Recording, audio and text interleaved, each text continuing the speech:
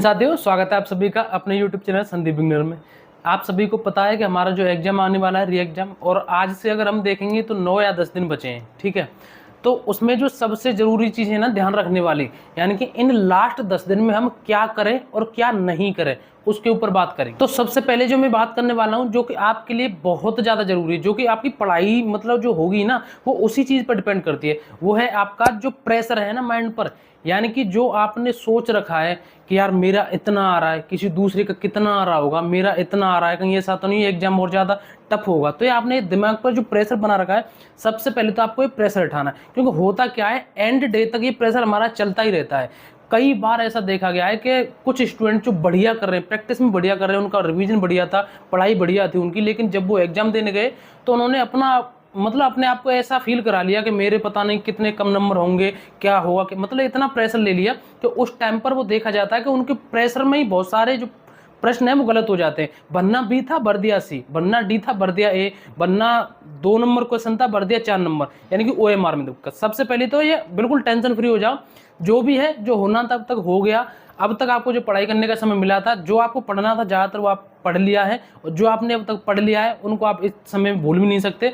और इस 10 दिन में कुछ इतना ज़्यादा पढ़ भी नहीं सकते। अगर आपने नहीं भी पढ़ा होगा तो आप इतने ज़्यादा होशियार हो जाएंगे। ठीक है, तो रिलैक्स रहिए, जो भी पढ़ाया आपने वो बेस्ट पढ़ाए, खुद पर, खुद की मेहनत पर हमेशा विश्वास करिए। ठीक है, अगर आप सही रास्ते पर चलते आ रहे हो तो खुद पर विश्वास करिए कि मैंने जो किया है वो सही किया है। दूसरी बात, अब बात करें हम स्कोर के ऊपर। कुछ लोगों का स्कोर कम आ रहा होगा, तो इन 9-10 दिन में आपको क्या करना है, जैसे आप कोई भी टेस्ट लगा रहे हो, यानी कोई भी प्रैक्टिस सेट लगा रहे हो, कहीं भी किसी टेस्ट सीरीज पे लगा रहे हो, तो उसमें आपको जो सबसे जरूरी बात जो बता रहा हूं मैं इन 10 दिन के लिए, सबसे ज्यादा जो जरूरी होती है ना, वो 1 नंबर पॉइंट अब ये है जो सबसे जरूरी है। अभी दूसरी बात और बताऊंगा।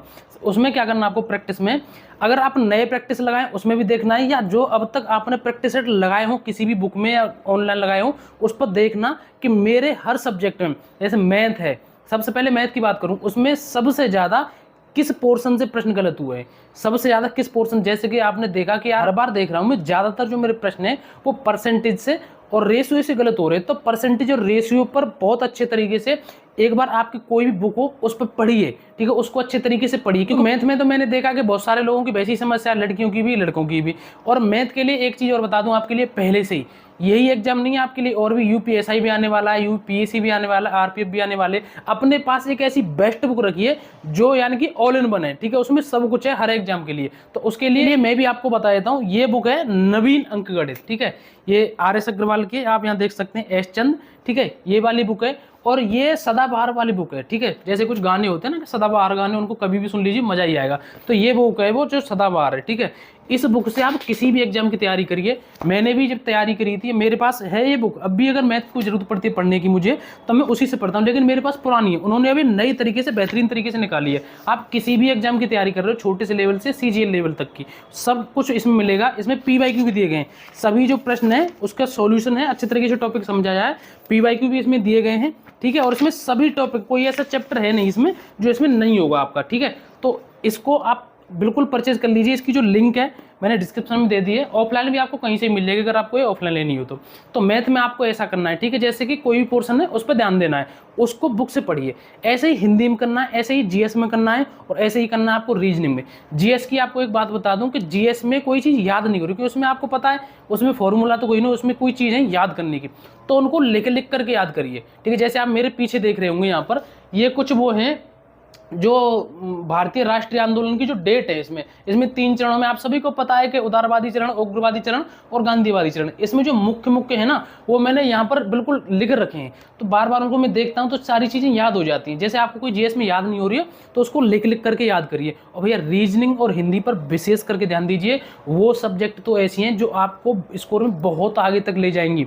ठीक है, और हिंदी की रही बात, हिंदी में देखिए, हिंदी में बहुत सारे अभ्यर्थी ऐसे होते हैं जो हिंदी में पूरे में से पूरे करके आते हैं। ठीक है, तो इसलिए विशेष करके ध्यान दीजिए हिंदी पे। अगर अभी भी आप कोई जो टॉपिक है वो छूट रहा हो या कमजोर हो, उस पर विशेष करके ध्यान दीजिए, क्योंकि हिंदी में जब तक आप 30 से 35 के बीच में नहीं करेंगे ना, तब तक आप रेस से बाहर समझना अपने आप को। ठीक है, तो इसलिए अच्छा स्कोर करिए। और हिंदी की आप सभी को पता है, RW पर भी जो हमारे सभी के चाहिए थे, जो नवीन सर हैं, उनके द्वारा भी क्लास ली जा रही है, जो कि एक ऐसा माहौल बन गया है जो 15 अगस्त के सुबह 9 बजे से है। अगर आप मेरी वीडियो 15 अगस्त के बाद देख रहे हो तो एक बार उस वीडियो को देख लेना जा करके, वो मैराथन है, बहुत पॉपुलर होने वाली है क्लास, ठीक है। तो उसको देख लेना, उसमें हिंदी के मतलब बहुत अच्छे तरीके से चीज़ें वो समझाएंगे, ठीक है। और जो रीजनिंग में सबसे ज़्यादा जो आपका डाउट हो रहा है वो सॉल्व करिए, ठीक है, मतलब उसकी प्रैक्टिस करिए कुल मिला करके। तो ऐसा करना है आपको, ये बात होगी पहली बात जो कि आप सबके लिए सबसे ज़्यादा जरूरी है। और जो सेकंड बात है जो हर एग्जाम में आपको करनी होती है, वो है आपका PYQ।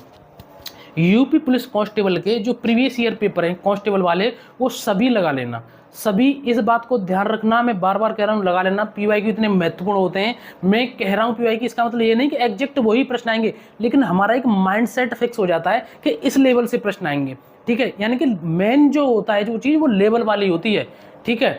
मतलब 2+3 किसी ने करवाया 5 हो गया, ये PYQ प्रश्न हुआ आपका। लेकिन आपके अगले एग्जाम में आ गया, यानी कि आ गया 5+2 या 5+3, यानी कि लेवल आया, पहले भी छोटे अंक जोड़ने को आया, इस बार भी छोटे अंक। और एक होता है आपका बिल्कुल बोर्ड मास वाला, तो वो एक अलग लेवल होता है। इससे एक अलग लेवल आपको पता चलता है। और उसमें बहुत सारे जो आपके प्रश्न हैं वो PYQ में देखने को भी मिल जाते हैं, PYQ वाले जो प्रश्न है पेपर में। तो इसलिए PYQ जरूर लगाएं। PYQ हमारे सभी एग्जाम के लिए बहुत ज़्यादा जरूरी होता है। तो आपको 2 मुख्य बातें बताई मैंने, और इससे पहले जो जरूरी बात थी वो आपको बताई थी कि दिमाग में प्रेशर मत लीजिए, इतना मत सोचिए कि स्कोर मेरा कम आ रहा, ज़्यादा आ रहा है। आपका अगर कम स्कोर आ रहा है तो बहुत सारे ऐसे हैं आपके साथ साथ जिनका कम स्कोर आ रहा है। सबका 240, 230, 250 नहीं आ रहा, और सबका कम भी नहीं आ रहा, ठीक है। तो बात उससे होगी जो आपका स्कोर वहाँ एग्जाम में आएगा, ठीक है। तो हिम्मत नहीं हारनी है, आप एक मेहनती और ईमानदार और एक अच्छे विद्यार्थी हो, इसलिए खुद पर, खुद की मेहनत पर, और अपने जो भी टीचर हैं, अपने नोट्स हैं, अपनी जो भी आपने पढ़ाई की उस पर विश्वास कीजिए। ये बात मैं 1 डे से कहता आया हूँ, ठीक है। तो इसलिए अच्छी तरीके से पढ़िए PYQ, और आपने जो अब तक प्रैक्टिस की है उसको एक बार देखिए कि हमसे कहाँ पर कितनी सबसे ज़्यादा किस किस टॉपिक में गलती हुई है, उसको एक बार देख लेंगे तो अच्छा रहेगा, ठीक है। और जो आपने अब तक पढ़ा है सिर्फ उसका रिविजन करते रहिए, नई नई चीज़ों पर मत भागना कि मेरी हिंदी मुझे कमज़ोर लग रही है तो हिंदी मैं उत्कर्ष चैनल से भी पढ़ लूँ, और RW से भी पढ़ लूँ, और एग्जामपुर से भी पढ़ लूँ, और 1-2 चैनल और हैं वहाँ से भी पढ़ लूँ, 2 बुक रखी मेरे पास वहाँ से पढ़ लूँ।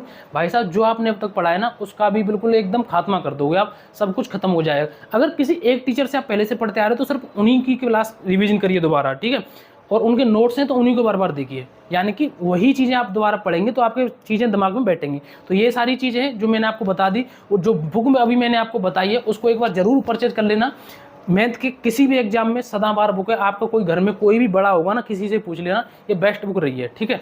तो इसकी जो लिंक है मैं डिस्क्रिप्शन में दे दिया, ऑफलाइन भी ले लेना अगर आपको ऑफलाइन लेनी हो तो।